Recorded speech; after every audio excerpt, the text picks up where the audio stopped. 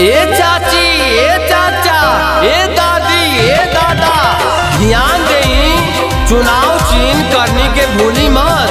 कलिंदर प्रजापति के चुनाव निशान बा करनी, तो करनी के निशान पर 29 अप्रैल की पोलिंग बूथ पर जाके प्रधानी के चुनाव में आप कलिंदर प्रजापति के चुनाव चिन्ह करनी पर ही मोहर लगाई और अपने कलिंदर प्रजापति के जिताई है चाची। कलिंदर प्रजापति करे सबसे गोहरिया, कलिंदर प्रजापति करे सबसे गोहरिया, मोहरिया मारी दो करनी पर, मोहरिया मारी दो करनी पर। कलिंदर प्रजापति करे सबसे गोहरिया, मोहरिया मारी दो करनी पर, मोहरिया मारी दो करनी पर। तो याद रखें 29 अप्रैल को होने वाले प्रधानी के चुनाव में चुनाव चिन्ह करनी पर ही अपना कीमती से कीमती मोहर लगाएं और कलिंदर प्रजापति को ही जिताएं। अपने गांव क्षेत्र का विकास भी कराएं। अपने गांव क्षेत्र का विकास चाहते हैं तो कलिंदर प्रजापति को ही जिताएं। चुनाव चिन्ह बाटे इनकर करनी निशान हो, देके मतदान अब बचाला सम्मान हो।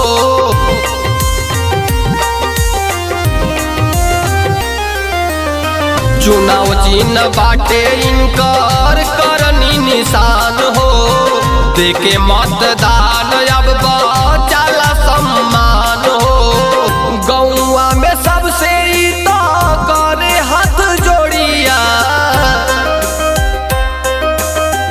गौवा में सबसे करे हाथ जोड़िया, मोहरिया मारी दो करनी पर, मोहरिया मारी दो करनी पर। जी हाँ दोस्तों, चुनाव चिन्ह करनी कलिंदर प्रजापति का चुनाव निशान है करनी, तो करनी को आप जरूर याद रखें और पोलिंग बूथ पर करनी के चुनाव निशान पर ही अपना मुहर लगाएं और इस गरीब प्रत्याशी को एक बार प्रधान जरूर बनाएं।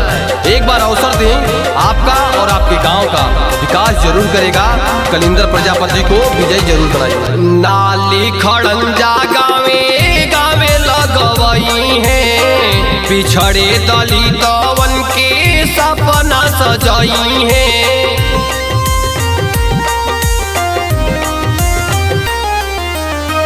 नाली खड़ंजा गावे गावे लगवई है, पिछड़े दलितवन के सपना सजाई है। इनके जितई बाबा ही विकास के लहरिया, इनके जितई बाबा ही विकास के लहरिया, मोहरिया मारी दो करनी पर, मोहरिया मारा चाची करनी पर। ये चाची आपके चुनाव निशान बा करनी, चाचा हो आपके चुनाव निशान बा करनी, भौजी हो आप ही के चुनाव निशान बा करनी, तो करनी के नत भुलाई। भैया हो रिक्वेस्ट करता नहीं भैया, करनी के आप जरूर याद रखी और वोट मारत समय एक बार करनी के ऊपर जरूर विचार करब और वोट अपन और मोहर अपन करनी के निशान पर ही मारो। पूरा गौवा से कलिंदर जीत जाई है, बचल काम काज सब पूरा हो जाई है।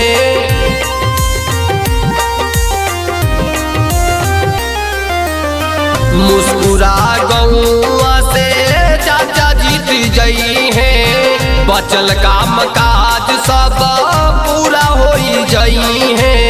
लक्ष्मण प्रजापति की बाई है गोहरिया, लक्ष्मण प्रजा